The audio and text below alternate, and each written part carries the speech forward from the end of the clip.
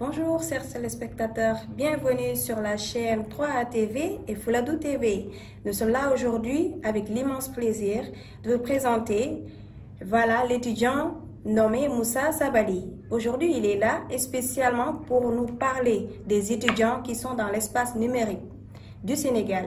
Monsieur Moussa, on vous dit bonjour et bienvenue. C'est un immense plaisir de répondre à votre question ici aujourd'hui sur ce plateau de l'espace numérique ouvert de Kolda. Sur ce, nous allons entamer, c'est-à-dire la situation des étudiants de l'Université virtuelle du Sénégal, c'est-à-dire orientés en première année. Parce que aujourd'hui, nous constatons que ces étudiants-là ont des soucis, c'est-à-dire ils entendent quelque chose derrière, parce qu'on dit souvent que l'Université virtuelle du Sénégal n'est pas une bonne université. Moi, j'invite à ces étudiants-là de ne pas croire à ces paroles-là, à ces braillards-là. Pourquoi? Parce que aujourd'hui, nous avons la chance.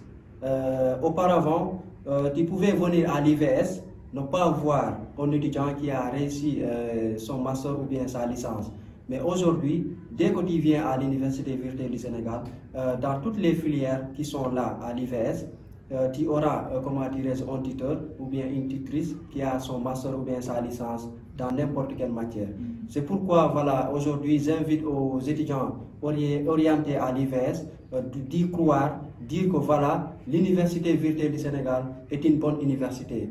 Et parce que moi, je constate qu'il n'y a pas une mauvaise université, mais des apprentis qui donnent valeur à l'université. Donc, si je comprends bien, M. Sabali, vous avez un grand combat à mener en tant que premier étudiant de l'Université virtuelle du Sénégal.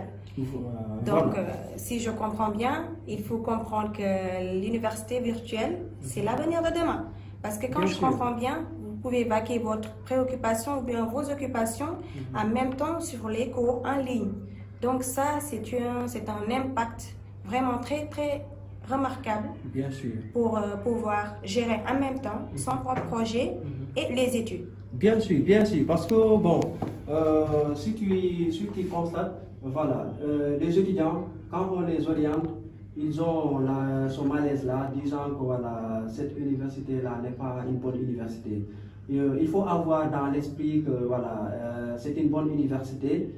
Parce que moi, lorsque j'étais venu là, moi j'ai eu mon baccalauréat en 2016 et on m'a orienté ici à l'IVS en administration économique et sociale. J'avais tous les soucis parce que on me disait que c'est pas une bonne université. J'étais découragé. Même la première année, presque j'ai pas fait une bonne année parce que je ne suivais pas correctement les cours et ça m'a beaucoup coûté. Et c'est dès la deuxième année que j'ai commencé à sentir que l'IVS c'est une bonne université parce que vu que les matières que j'étudiais, surtout en droit, en sociologie, dans presque toutes les disciplines, puisque notre filière est pluridisciplinaire, j'ai constaté que l'Université virtuelle du Sénégal, c'est une bonne université parce qu'elle enseigne, c'est-à-dire elle a des masters même en intelligence artificielle. Ça c'est seulement à l'IVS que tu auras un master, je pense, en intelligence artificielle. Par là, j'invite aux étudiants orientés nouvellement à l'Université virtuelle du Sénégal de bien poursuivre leurs études, de bien se concentrer, disant que je vais réussir à l'IVS, aider mes parents, parce que comme dans toutes les autres universités, seulement c'est les recherches. Moi, je dis souvent que ce sont les recherches qui différencient les étudiants. En étudiant, souvent, tu dois te référer à des recherches. Tu dois faire des recherches. Après, par la suite, tu n'auras pas peur d'un étudiant qui est ailleurs dans le monde. Merci. Donc, M. Sabali, j'ai une petite question qui est venue dans ma tête avec votre petit débat et votre petit discours que vous venez de terminer. Moi, je voulais savoir comment est-ce que vous pouvez faire pour que cela soit possible, pour que chaque nouvel bachelier ou bien nouveau bachelier qui vient orienter à l'IVS de Kolda ou bien de Dakar, etc., comment est-ce qu'il peut être là jusqu'à ce qu'il puisse mûrir et avoir cet esprit pour pouvoir s'asseoir et étudier dans le virtuel? Ça, je pourrais répondre en disant qu'il faut avoir confiance en soi. c'est la confiance qui gagne tout d'abord.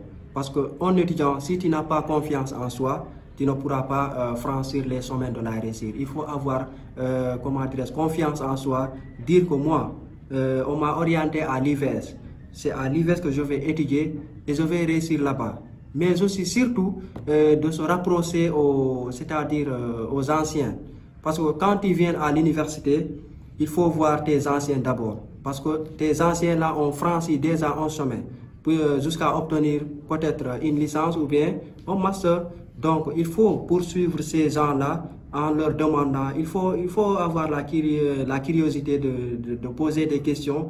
Dire que voilà, toi, tu es mon ancien. Comment tu as fait pour avoir ton master? Comment tu faisais tes TD, tes examens? Est-ce que c'est difficile? Poser toutes ces questions-là. Au final, tu auras des réponses claires et tu pourras avoir un récap, c'est-à-dire pour pouvoir poursuivre bien tes études et arriver au chemin. D'accord. Merci. Donc, nous allons vous remercier vraiment pour cette présence d'aujourd'hui et de nous parler des problèmes que rencontrent les étudiants ici à l'UVS. Vraiment, donc sans plus tarder, nous pouvons dire que donc, la réussite, c'est au bout de l'effort. Donc, chaque étudiant doit être engagé pour essayer de mieux faire et continuer ses études dans le miable. Parce que quand je comprends bien, il y a tous les matériels nécessaires possibles pour que l'étudiant puisse être dans les bonnes conditions pour travailler afin de pouvoir réussir. Ici à l'IVS, on a les sens que les autres étudiants n'en ont pas. Pourquoi je le dis? Parce que là, on t'envoie de la connexion. Tu as ta piste. On va te donner une machine. Maintenant, qu'est-ce qui reste? Maintenant, c'est savoir l'utilisation de ces matériels-là. Parce que d'autres étudiants, on les donne des connexions, on les donne des machines.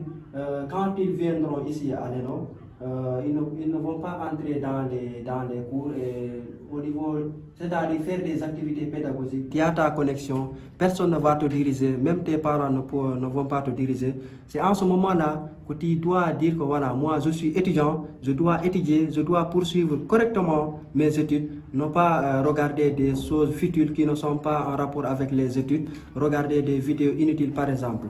C'est en ce moment-là que je dois me concentrer, dire que voilà, moi je vais étudier à l'IVS et je vais réussir à l'IVS, ne pas aller au sens contraire. Merci beaucoup, M. Sabali, étudiant à l'IVS de Kolda, en master. Je vous donne les mots de remerciement. C'est un immense plaisir de vous avoir ici sur ce plateau, parlant une question allant des étudiants de l'Université virtuelle du Sénégal.